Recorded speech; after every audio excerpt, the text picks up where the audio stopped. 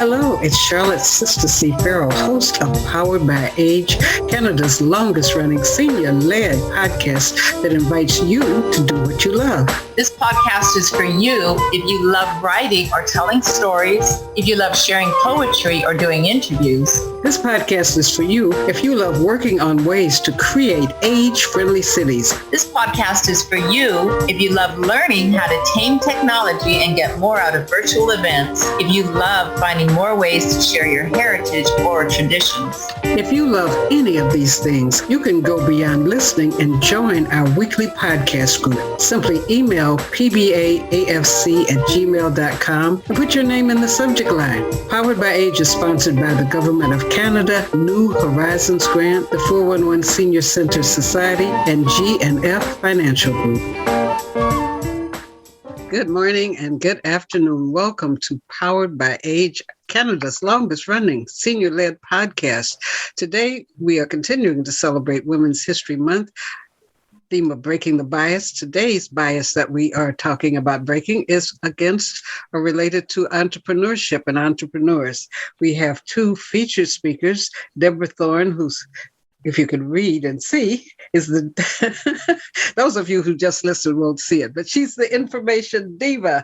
And that is one of the things that I know most from her, because when I moved to Los Angeles and the part-time work I do in Los Angeles, Deborah has given me information about so many things. She's taken people on cruises, trade explorations to other countries, and continues to work to connect people through the podcast.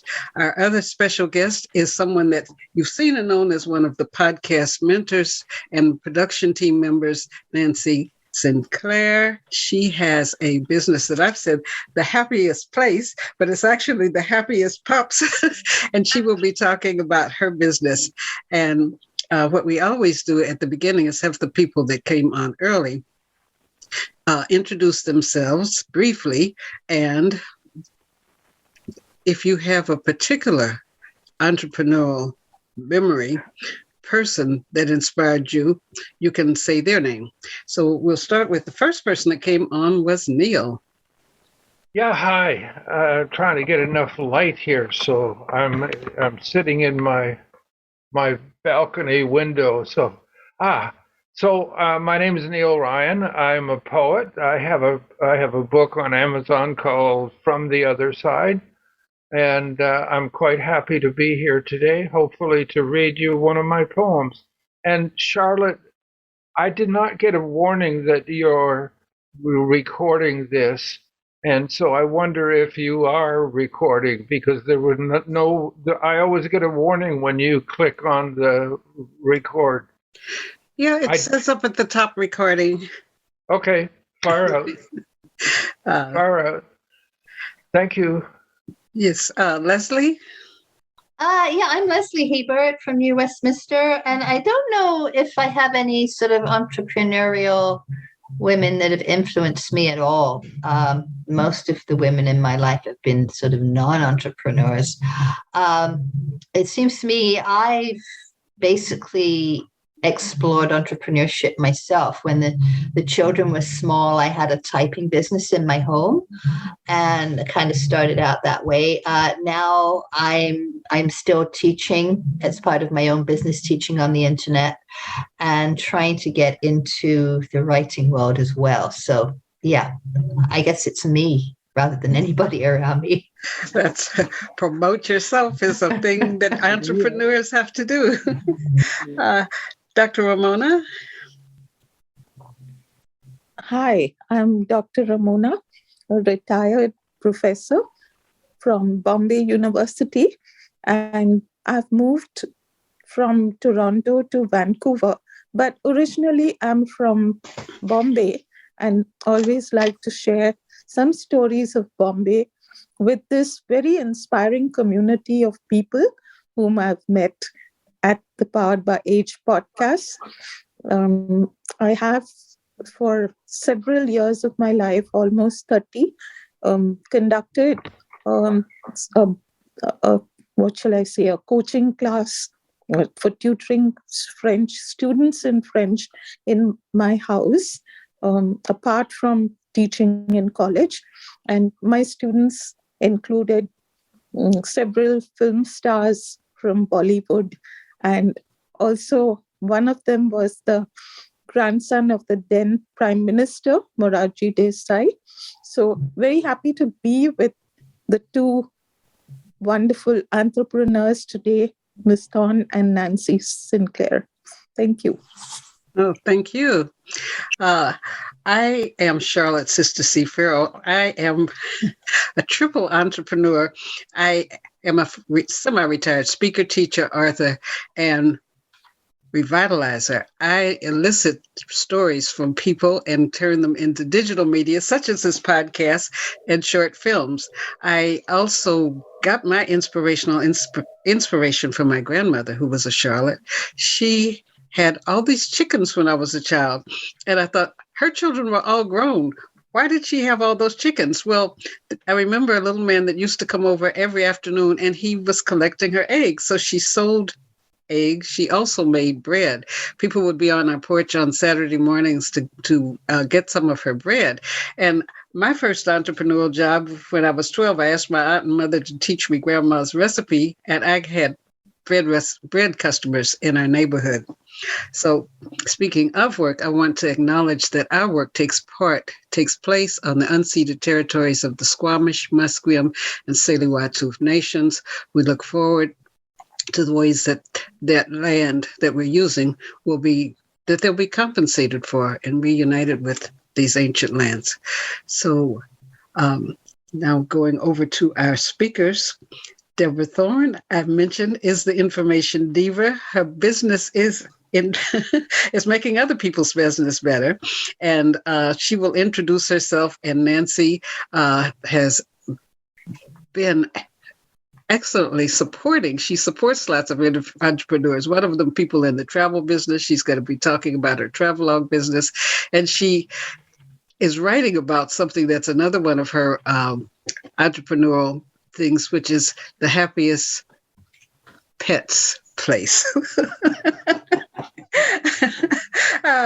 Okay, Deborah. Okay, excuse me. Thank you, Charlotte, and hello, everyone. I am Deborah Thorne, the Information Diva.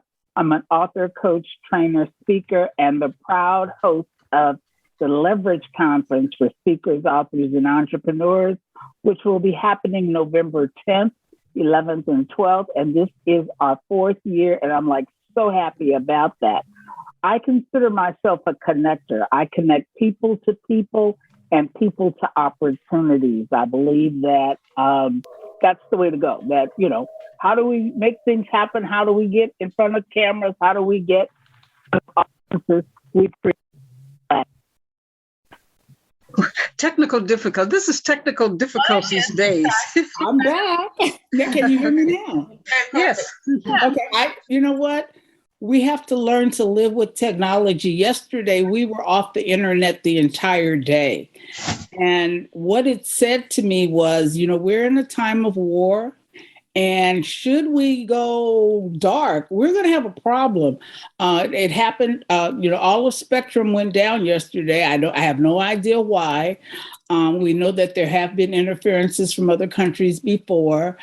And all that said to me, and I say to you, get some cash in your house and figure out ways that you will survive otherwise, because so much of our world is connected to the internet. We couldn't turn the television on.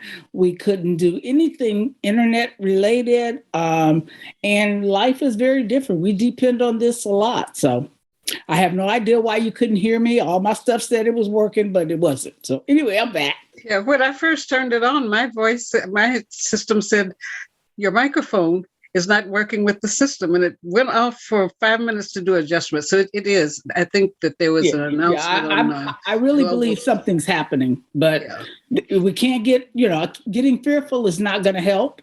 And everyone has their opinion about what's going on and how to fix it. And I, like everyone else, I have an opinion, but, it is what it is. So we will continue on with the Information Diva. This is powered by age. We are powered by the universe. So we are going to go on and hear about Deborah's experiences and gift as an entrepreneur. Okay, so I am a serial entrepreneur. I've been an entrepreneur since about age 18.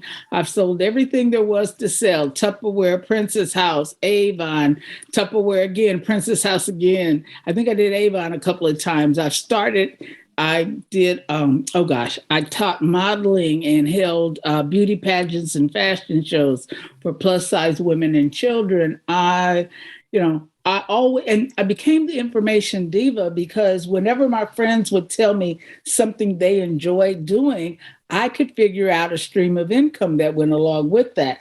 And I said, there has to be a way to make some money doing that. And I put it together, and there was the birth of the information diva. One of the things I always say to people is that you need a guide, you need a mentor, a coach. Everybody does. Excuse me. But the only thing worse than not having a coach is having the wrong coach.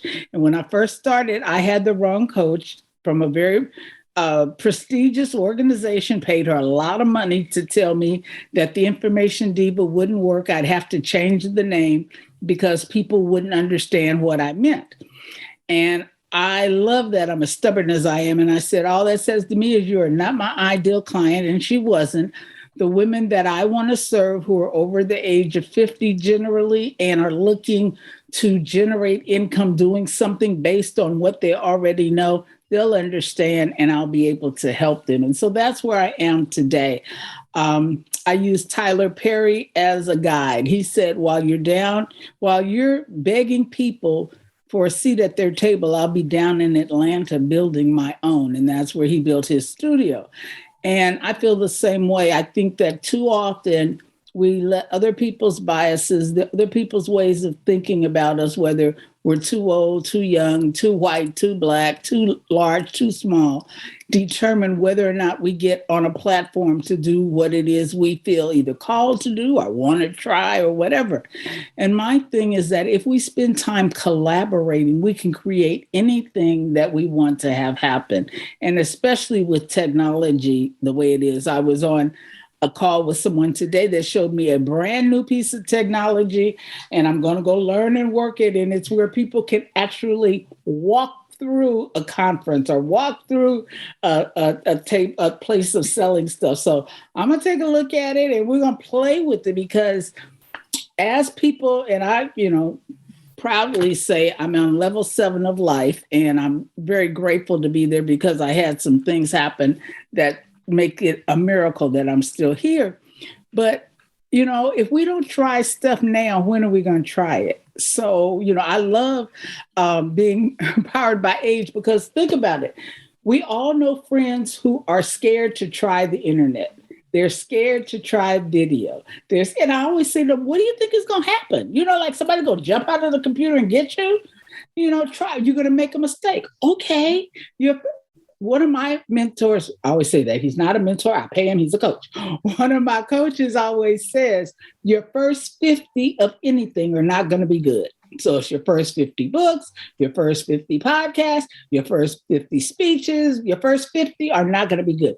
51 is going to be phenomenal. So let's hurry up and get that. So whether you're thinking about writing a book, I say not only write it, but write it quickly. People like me show you how to do it in less than 90 days.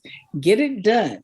When I hear someone say, I can't write my book because it costs too much, my question is, do you have $2.50? If you do, I can show you how to get your book in your hand. And that goes with all the technology that we have. And so it is the perfect time, in my opinion, for entrepreneurship. Think about what you like to do, what you've wanted to do, what you wish somebody had presented to you, and where is the income stream with it. And remember, one of the wonderful things about being this place in life is that it does not have to be our main gig, if you will. We don't have to make a lot of money doing it. We have to enjoy it, and it needs to pay for itself. And if it takes me out to dinner, that's good. If it takes me on vacation, that's great. But it doesn't have to do those things, because we figured out how to do those basic things another way. But it allows us to be more creative than we ever could have been, because you know more now than you ever knew. And now there's technology that allows you to do it. And so when we run up against the biases, when someone says, you're too old, you're too fat, you're too black, you're too whatever, that's okay, because that's their opinion. And, bless them, they're entitled to their opinion.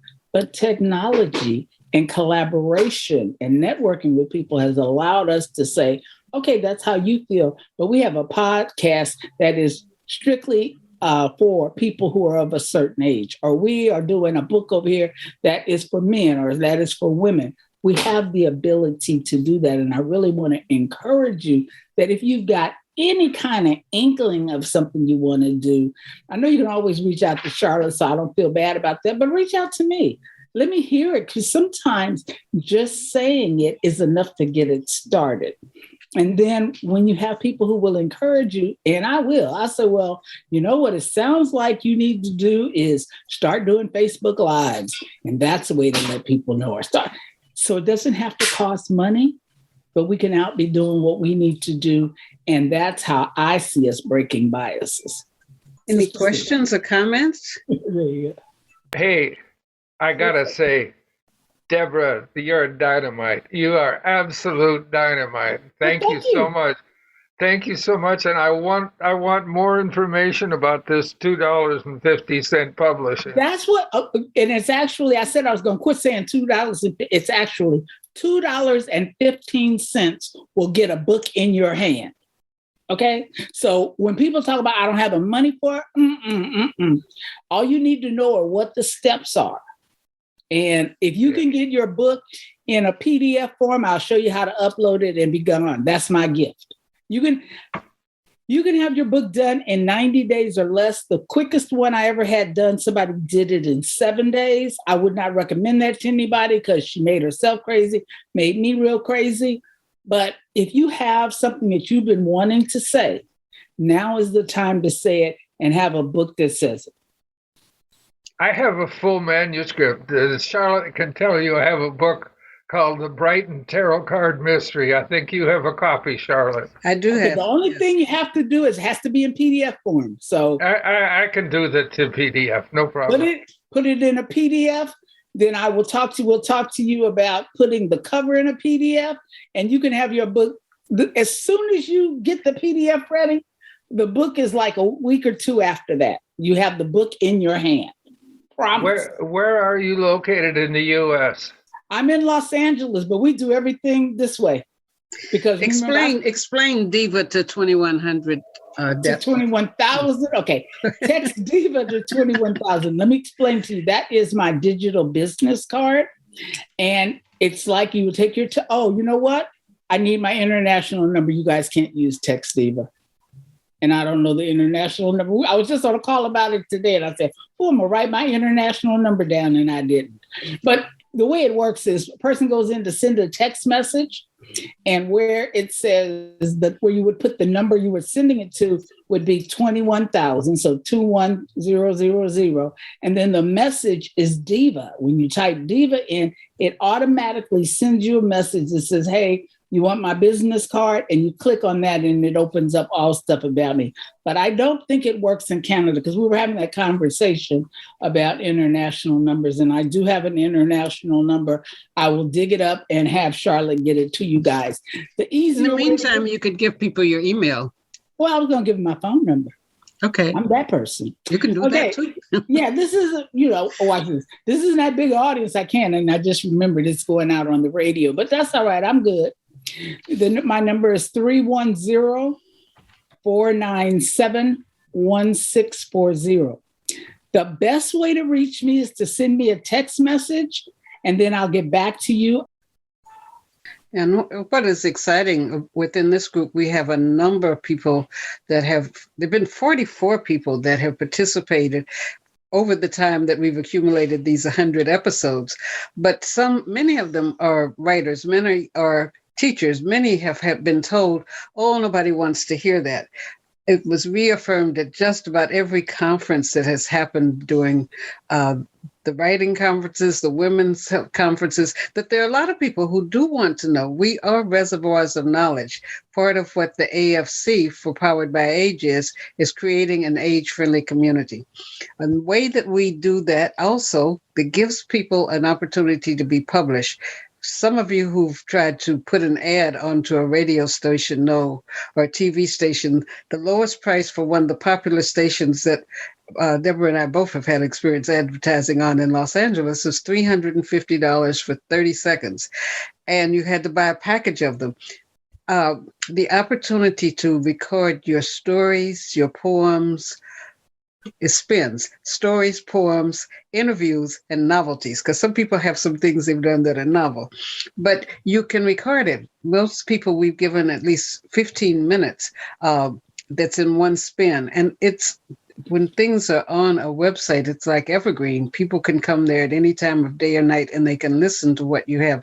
We're going to be doing increased promotion about it, but this gives an opportunity for you to publicize what you're doing on our website. So I am encouraging people for the end of the month, when we have our 100th episode, get some more things posted. Jesse, our technical person who's not on with us today, has posted some times that he has available. Make sure that you take advantage of that, because it doesn't always happen. Everything that's available now may not be available 5 months from now. So do take advantage of that, so that we will have these Powered by Age, these wonderful stories by people 50 plus. And now Nansey is there pondering over what she's going to tell, with the way that I've renamed her business, because the way that she says it with so much cheer. So Nansey Sinclaire, tell us about your business. Thank you, Charlotte. Well, it is actually called, what is it called? Happiest Pup Pet Sitting Services, but you would like to refer to it as the happiest place. And you know what? It is the happiest place. That's why they're happy puppies. So I've never heard anyone having so much fun as Nansey has with her puppies. I've talked to her sometimes when she's out on the trail, and she's the person that takes a knee when there's a bear up the hill somewhere, and the bear goes by and like salutes her. Hi, Mom. Okay, I'm gonna stop so you can talk. There's certainly been some experiences. So thank you, Charlotte. Yeah, so my name is Nansey Sinclaire. And as Charlotte mentioned, I have a pet sitting and dog walking business currently that I've been doing as a business owner for the past 8 years. And I've had all sorts of different types of businesses as an entrepreneur over the years that are so unrelated to one another. And as with Deborah, I started young. I started as a babysitter, made a lot of money as a babysitter. If I think on it now, actually, it was kind of fun that I was always so highly recommended. I take that as a real point of pride. And then I realized that now I'm connecting it to pet sitting, because pets for families are like their kids. They love them like their kids. They're precious to them. And so it really comes down to a matter of trust. And that was one of the qualities that was really important to me when I was considering doing dog walking and pet sitting. And it came from a space of, what is it that I love to do that I would do if I was, earning money with it or not? And it had to do with my love of dogs. It had to do with being out and about, because I love being outside. I love fun and adventure and recreation. And I just love the feeling I have when I'm with dogs. So that's where it initiated from. But I've had all sorts of different businesses over the years. I used to do send out cards, was an online business. I used to have an environmental business and travel agency business. I've been a radio show host and used to work around personal development and spiritual development and video store business. And so certainly completely unrelated to dog walking. And some of the questions that you had kind of put out there for us to consider, Charlotte, had been about bias that Deborah spoke about a little bit, and any examples. And it was interesting as I thought back on some of those experiences. I recall in particular when I was involved and had my environmental business. And at the time I was married, and so it was a joint venture with my husband. And he had the educational credentials. He had done all the training and long before I had met him. And he'd actually been doing house inspections to start with. And then we got involved in environmental consulting, both residential and commercial. And I did all my training and learning on the job, so to speak, in the field. And what came back to me is I remember being at the bank one day, and we were doing our paperwork and whatever else it is that we had to do with one of the bank managers. And I was the president of the company. And I recall the bank manager in a very condescending tone towards me, in order to uplift him, make a comment about how he had much more power in the company than I did, that I was president and he was the treasurer or the secretary. And I just remember that little and I was like, So at the time, it triggered in me some, just some little lack of confidence issues, but it was just an interesting experience. And so I have had different experiences with bias over the years. And then being in an environmental field, it was very much a male-dominated field. And as I built the business up, I got involved in certain types of testing and field work and remediation work and that sort of thing. I did all the hiring and firing of crews and organized all the crews and managed and supervised. And I would go to the different sites and I would put together the proposals for the work and cost estimates and budgeting. And I'm a very organized person. And so I was all about systems. So having the right equipment for everybody, having everybody trained correctly, lots of scheduling involved. There were lots of intricacies in it. And I recall a few times having some of the employees, some of the men that I hired to work for me, just challenge me to the bitter end.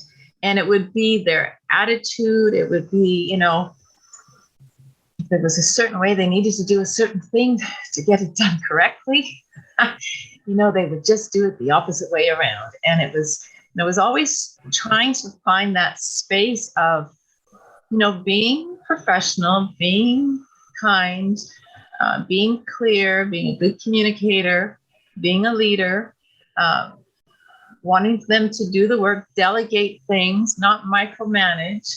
And, but there was a part of me that's like, just do the job right and without the attitude. And I recall even from different authority figures, like different authorities that would come in, say, to critique our work. We had to meet requirements, say, with WorkSafe or, different entities. The difference between if I was there on site, even with other women, so if there were women in those other positions that came in to have to sign off on the work that I had done, depending on their mood, depending on who else was involved on the site, whether my husband was there in the capacity of the business, or it was quite interesting in how either they would become more rigid and difficult to connect with, a little bit more condescending. And also have had that situation many times over where if I was speaking to whatever was going on the site, and we were meeting protocols and we had, all of our paperwork in order to explain what we were going to do in the order we were going to do it and to make sure we met all the requirements, there was always a difference, especially when an inspector came in. If I was on site on my own and I had to report to them and get signed off, versus if there was a male figure on site. And sure enough, if my husband was there, like I say, in the capacity of his position there, the times that they would turn and interact with him directly and just like I didn't exist. And he himself, he was, very, very good at what he did. And we had lots of opportunities where we worked together extremely well. But there were moments, of course, that not so well. And I remember times that he would refer to me as his sextetary, and nothing would send me off more than calling me a sextetary. And I had a difficult time at times with that balance, because he would want to take, he was trying to find a place to think of, being a business person in a business with a spouse, wanting to have some levity and affection in it. But I was like either or, like, when we're in business together, as far as I'm concerned, we're not married. And so when we would go onto sites or, meet customers and this sort of thing, and especially in the beginning, because I did a lot of, because like I said, it wasn't my field. And so I learned a lot on field in conjunction with him. And what was interesting out of it too, is he taught me a lot of the procedures and protocols for certain types of inspections and testing that we would do. And I'm all about questions. And I learned a lot from all sorts of different resources and things. And then I started questioning some of his protocols. And I was just like, yeah, but I thought you were supposed to do it this way. Well, no. But I thought you were supposed to do it this way. No. And so that became a bit of a rub between us. So when we were on site, whether it was just an initial consultation with a client, I was very adamant about not introducing myself as his spouse. I was my own individual person. I didn't use the same last name. And it caused a lot of conflict between us and if it ever did come across, and sometimes, let's say that we were outside doing an inspection, I don't want to hear him calling me, oh, honey, could you go to the vehicle and could you get this instrument? Don't call me honey. I'm not your honey. I'm at work. I'm in a business. I have a position. I'm a consultant. This is what I'm doing. So my concern was always about that being overheard by a customer, because to me, it was very unprofessional and it took away from the credibility, not only of myself, but of him and the business. And I really wanted to represent a very powerful, professional, business and operate from that place. So I have had that experience of, and then if a customer, even a potential customer, would have heard that, then they treated us differently. They treated us differently as individuals. They treated us different. It's almost just like, oh, wow, you're just like you're the neighbor coming over for tea, sort of thing. So definitely I have experienced some different biases. And what's interesting too, as I thought on some of these questions that you posed to us, I recall him very clearly saying that, and I watched him do it, that depending on the consultation we went to, he had figured out that if he wore glasses, that people would treat him differently than if he didn't wear glasses. So if he went into a visit like that we had set up, that I had set up as a consultation to review whatever we were going to review, depending on his prior knowledge of who we were going to go and see and what the conversation was going to be about, he would wear glasses because it would increase his confidence and his ability to believe. So even if he was like kind of, talking out the side of his mouth and was not really knowing what he was talking about, wearing the glasses just gave him that little extra sense of authority, right? So it's really interesting to think back on some of those different dynamics and in terms of bias. So, yeah. I've experienced some of those, and some of now it's like with humor, but then what ways, we talked about with Women's History Month, breaking the bias, what ways can we encourage other people who either may be new as entrepreneurs, new in that situation, what things can we encourage them to do to break that particular way that other people might stereotypically treat them? I think partly one idea would be to do some research on it and get some ideas of how subtle some of those experiences can be and how they show up and what other people have experienced. Because it seems to, I think in my experience in different parts of my life, sometimes something has occurred, something has happened, and it hasn't settled well with me in the moment, but I haven't necessarily had the awareness to really understand what just happened. And I'm a person that takes time to process things. And so there could be subtle things occurring that you're not really aware of. And bias can show up in so many different ways and respects without even being aware of it. And from a personal development / spiritual aspect of things, for women, for men, for everybody, but perhaps we're focusing on women in particular, I think the more you get to really do your inner work to know who you are and trust who you are and build that confidence and explore past experiences of your life.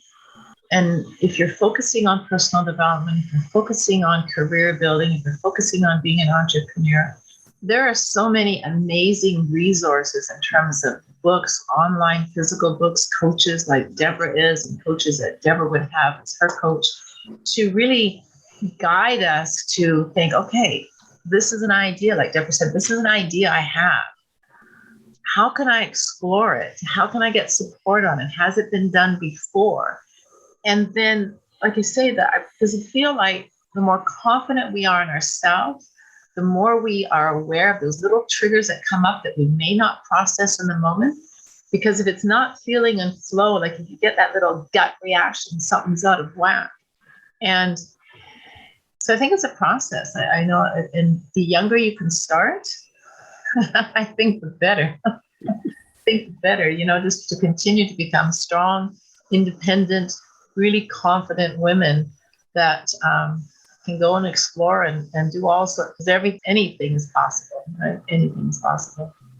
Dr. Ramona, you've had an experience in visiting students, or even as you're here, things that maybe family members might have thought, you're retired.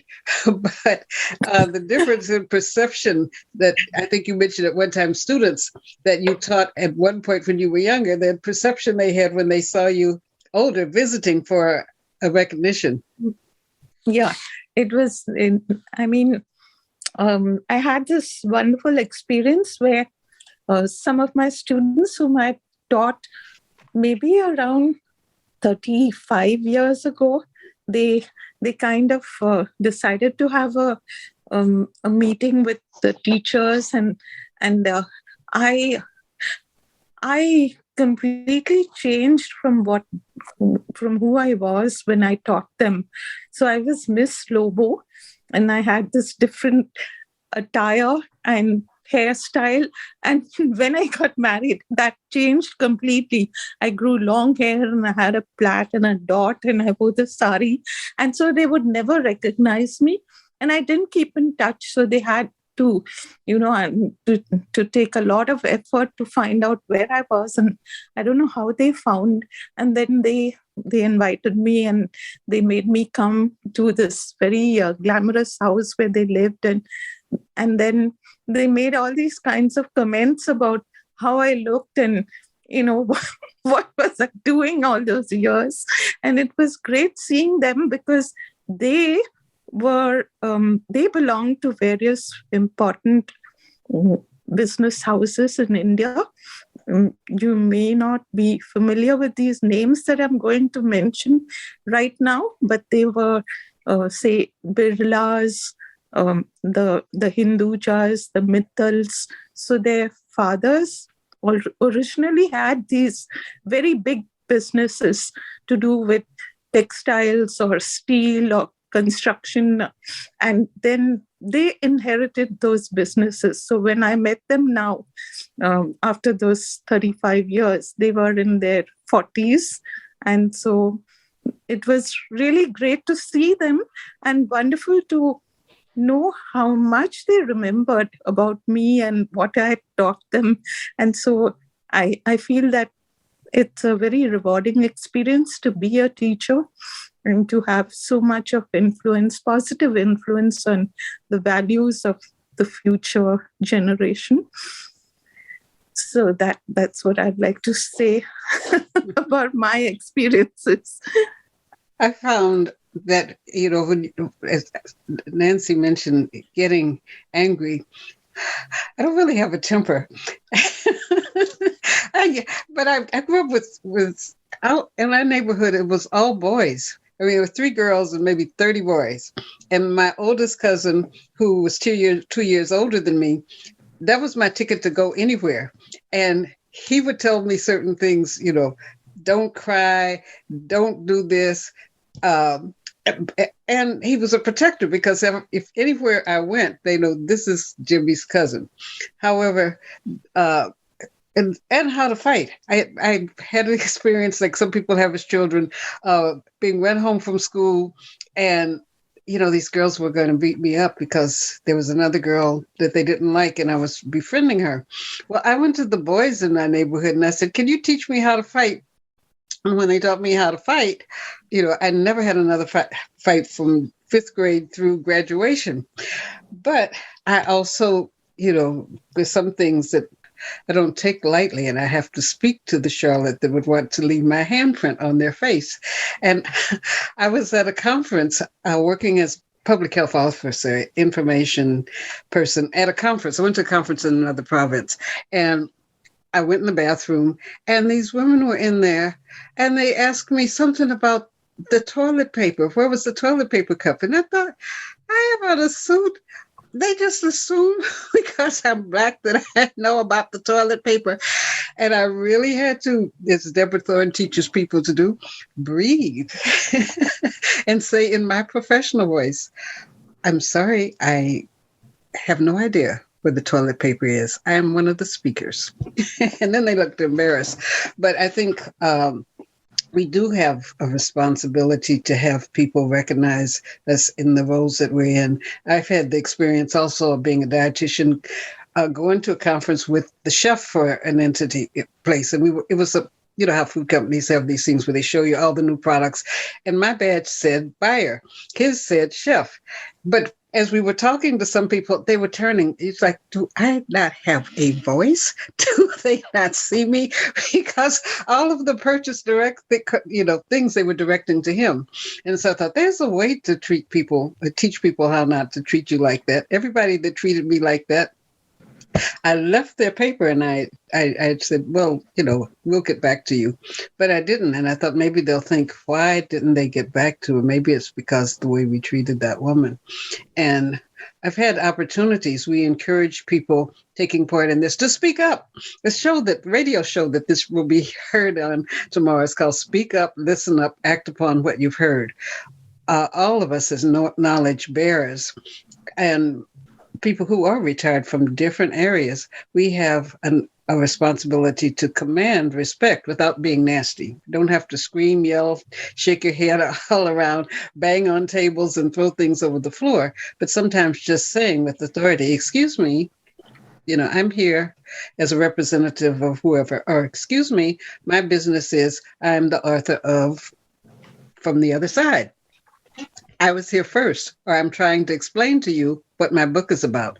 And so as we do that, it also teaches other people who are watching that we are people to be reckoned with, that our age is a reservoir of knowledge, skills, etc.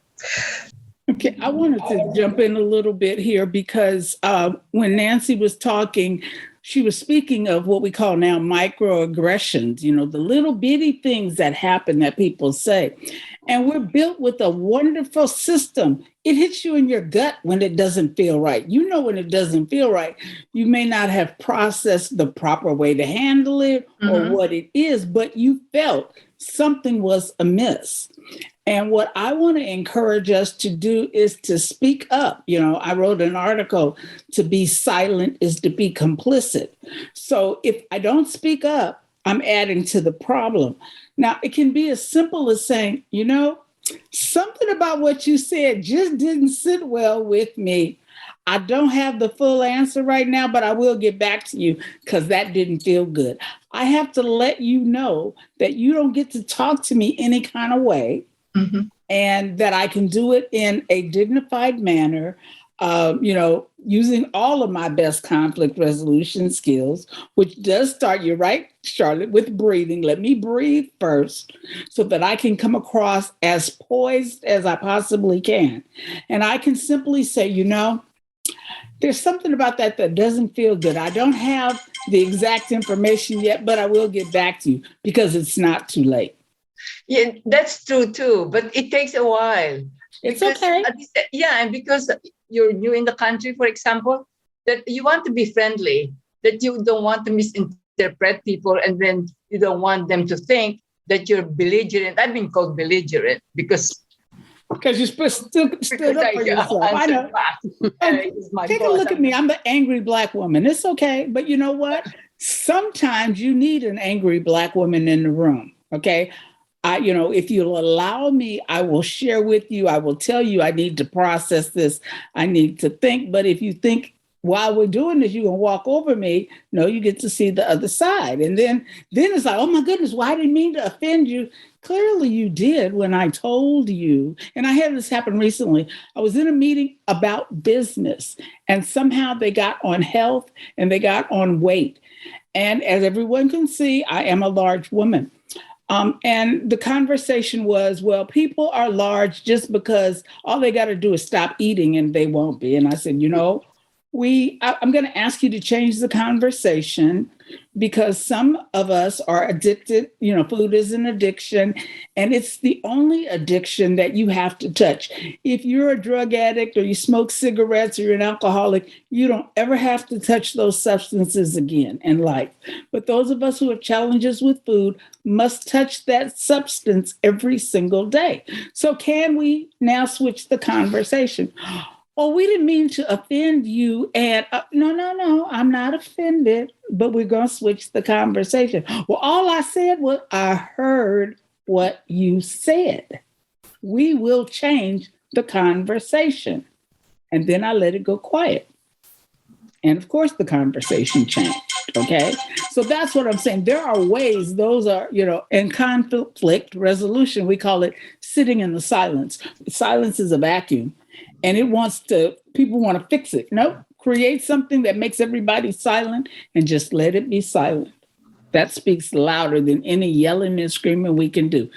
But every time we don't address something, a microaggression, it builds on, like you said, well, yeah, next time I'll see it sooner. Yes, you will. But it's dug you down a little bit deeper, because that stuff does stick. Sticks and stones may break your bones, and words hurt too. Okay. So yes, you are being harmed by words. So my thing is, people have to understand how best to treat me, and I can teach you how to treat me. You don't say anything that comes through your head out your mouth to me. It won't end well. And so, I'll say to people, you might not want to talk to me like that. Yes. Because I'm part of Charlotte's crew. We act ugly if need be. That connects to something that we have been doing each week. We have poems and we have stories. Neill has written more poems than anyone in our 97th. This is the 98th. Leslie's our historian. 97. 97. And we're working toward 100. But a good number of those 97 episodes, Neill has had a poem of the week. And poetry is one of the other ways that people can discharge emotions. You're able to not directly talk to someone, but when they read the poem, they can see and feel themselves in it. So he has written a poem related to what's happening in the Ukraine, and we're going to have him share that now.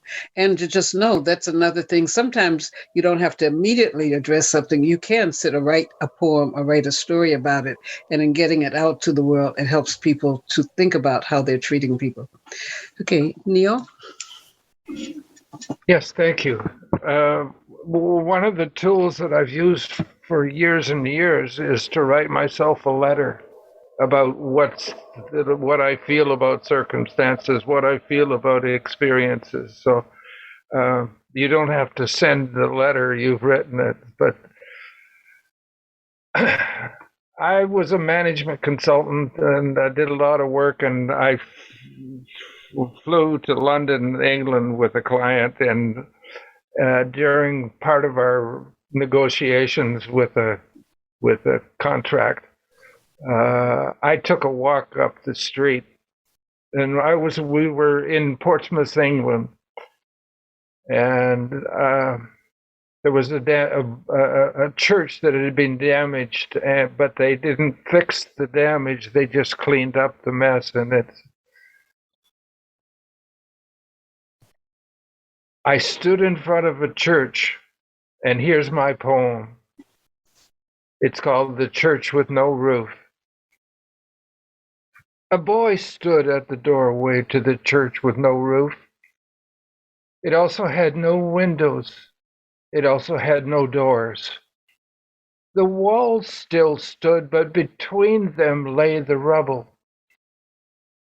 Just yesterday it was a whole church with a roof and windows and doors. He had walked by here yesterday on his way to school, as he does every day on his way to school. Just yesterday it was a whole church with a roof and windows and doors. Just yesterday his world was a whole world with a roof and windows and doors. Just yesterday he had a father. Proudly he marched alongside. As soldiers 2 by 2 passed the church and boarded their train to fate. But this day is different, for the church has no roof, and he no longer has the secure knowing of where his father is. Just yesterday, his pride was whole, with a roof and windows and doors. Mom says we are safe in the underground, but I feel Mother's fear. The fear that teaches me to be afraid of those I know not. The confusion of emotion inside for love for some and vengeful rage at others. He dare not think that they hate him so and wish his father dead. Just yesterday, his emotions were whole, with a roof and windows and doors. He has a place inside where he hides all the fear-filled feelings. The uncertainty of existence must not show. He dare not think, why do the others hate us so? Just yesterday his love was whole, with a roof and windows and doors. His fleeting thoughts, I don't want my dad to be dead like my mate's dad. I don't want the bombs to hurt my mom. I need to protect her. There is only one mother and one father allowed per family. All the rest are strangers. I am afraid. Just yesterday his family was whole, with a roof and windows and doors. Just yesterday his world was whole, and his house had a roof and windows and doors to keep out the dampness and the cold. Just yesterday he had a mom and dad to holiday with and be safe. But today brings the knowledge his world has been bombed. Just yesterday his world was whole, with a roof and windows and doors. It is the same world, but his view has been shifted. This child's soul has been hurt. The world is now an unsafe place, a place where bombs are dropped with the intention of killing and destroying. Just yesterday, this church was whole, with a roof and windows and doors. For a moment, I was that boy as I stood before the entrance to the church in Portsmouth, England. The entrance to the church with no roof and no windows and no doors. Thinking of the child who stood in this experience of learning when just yesterday this church was whole, with a window and roof and doors.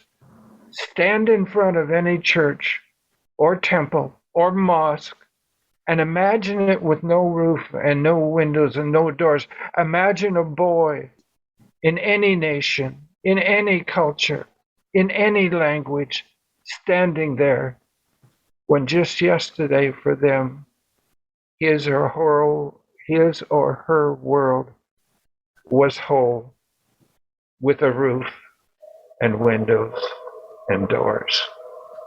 End of poem. Wow, Neill, that brought back a lot of memories. I don't know if you know, but I grew up in South London. I was born in the late 1940s. And I played in bombed out houses. And my mother-in-law went through the Blitz and was traumatized so much that living in Canada 20 years later, when there was a thunderstorm, she thought it was the bombs coming and would go and hide under the bed. And, it stays with you.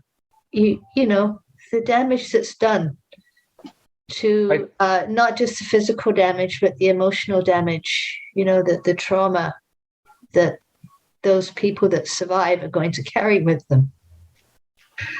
I think that's the message of this poem, is we have hurt the children in Ukraine that will hate Russians forever, and they will fear forever.